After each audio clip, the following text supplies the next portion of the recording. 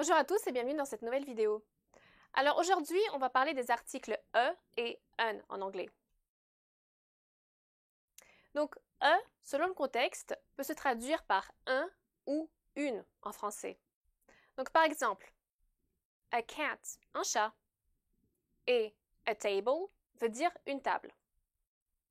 En français, on a utilisé les articles un et une, alors qu'en anglais, e est employé dans les deux exemples.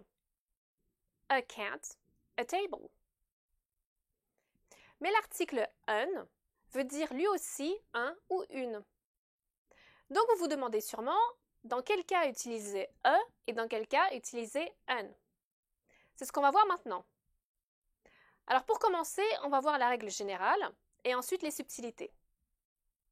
Donc il faut utiliser l'article e devant les mots qui commencent par une consonne, alors que c'est l'article un qu'on doit employer devant les mots qui commencent par une voyelle. Au début de cette vidéo, on a vu a cat et a table. Dans ces deux exemples, les mots cat et table commencent par une consonne, raison pour laquelle on utilise l'article e. Et maintenant, voyons ces deux autres exemples. An umbrella, un parapluie, et an egg, un œuf. An umbrella, an egg.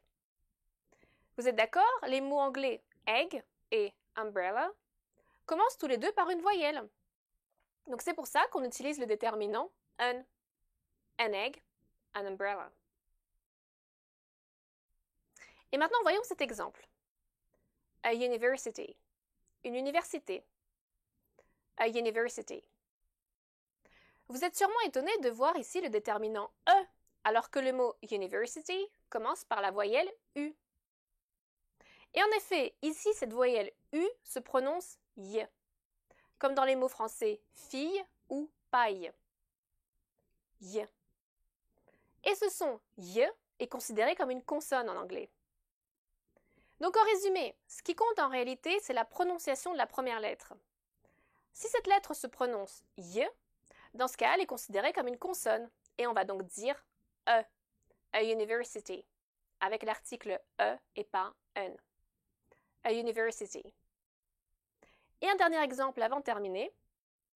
Pourquoi dit-on an honest man, un homme honnête, avec l'article an honest man, alors que le mot honest commence par un H qui est une consonne? Est-ce qu'on ne devrait pas plutôt dire e? Et non, car dans le mot honest, le H ne se prononce pas.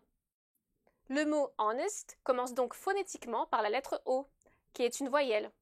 Donc on utilise l'article an, et on dit an honest man.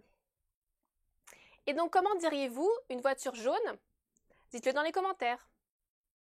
Et enfin, si vous avez des questions concernant... faut que je fasse une pause? Non, pas de pause. Bon, vas-y, on refait. Et enfin, si vous avez des questions concernant des points de grammaire qui vous posent problème, dites-le nous et on essaiera de faire une vidéo sur ce sujet. Bonne journée et à la semaine prochaine!